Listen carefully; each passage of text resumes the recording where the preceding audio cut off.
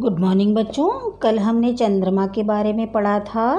अब देखिए भाषामणि हिंदी पाठमाला में से पाठ 6 चंद्रमा।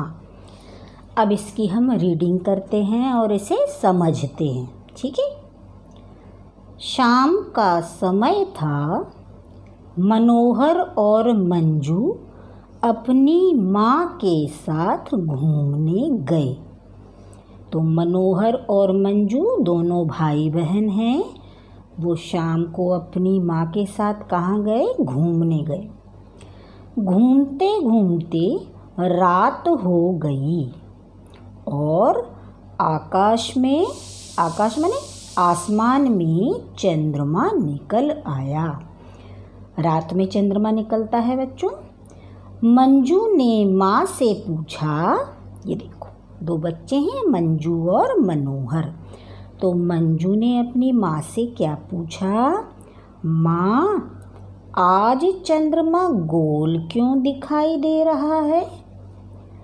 माँ ने कहा, बच्चों, तुमने अनेक बार देखा होगा कि चंद्रमा कभी पूरा गोल, कभी आधा, कभी छोटा और कभी बिल्कुल दिखाई नहीं देता है।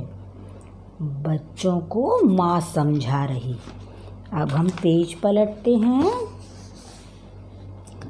मनोहर ने कहा, हाँ माँ, ऐसा तो हमने अनेक बार देखा है, परंतु ऐसा क्यों होता है? माँ ने कहा, पृथ्वी अपनी धुरी पर घूमती है। धुरी माने जिस पर पृथ्वी घूमती है, अक्ष। और साथ ही वह सूर्य के चारों ओर चक्कर लगाती है। पृथ्वी किसके चक्कर लगाती है? सूरज के। परंतु सूर्य एक ही स्थान पर स्थिर है।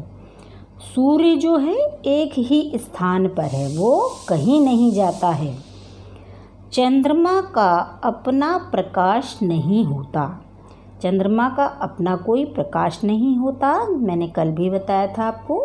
वह सूर्य के प्रकाश से चमकता है। अतः चंद्रमा के उसके जितने भाग पर सूर्य का प्रकाश पड़ता है, केवल उतना ही भाग हमें दिखाई पड़ता है। और उसका बाकी जो शेष भाग है, जो बचा हुआ भाग है, जिस पर सूर्य का प्रकाश नहीं पड़ता है, वह अंधकार में रहता है, यानी अंधेरे में रहता है।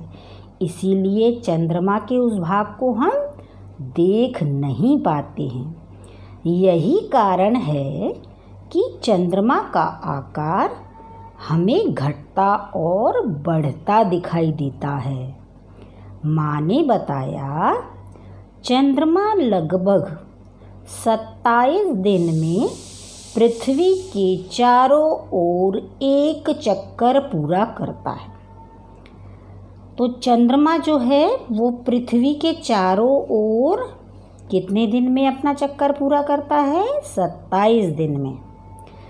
जिस रात चंद्रमा पूरा दिखाई देता है, उस रात को हम पूर्णिमा कहते हैं। और जिस रात चंद्रमा बिल्कुल दिखाई नहीं देता है, अंधेरा होता है, उस रात को हम अमावस्या कहते हैं। माँ, मुझे मालूम है कि चंद्रमा के प्रकाश को ही हम चांदनी कहते हैं। चंद्रमा के प्रकाश, चंद्रमा की रोशनी को क्या कहते हैं? चांदनी। चांदनी रात का दृश्य बहुत ही सुहावना होता है।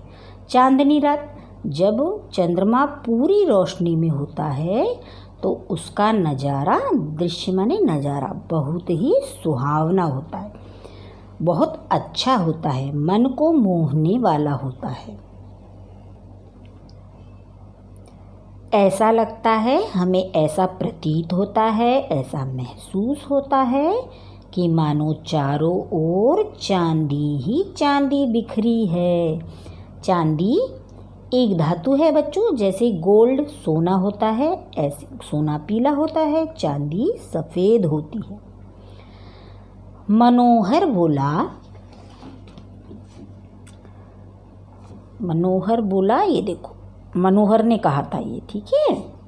अब मंजू ने कहा, माँ चंद्रमा को चंदा मामा भी कहते हैं और इसके आँख, नाक और मुंह भी बने होते हैं।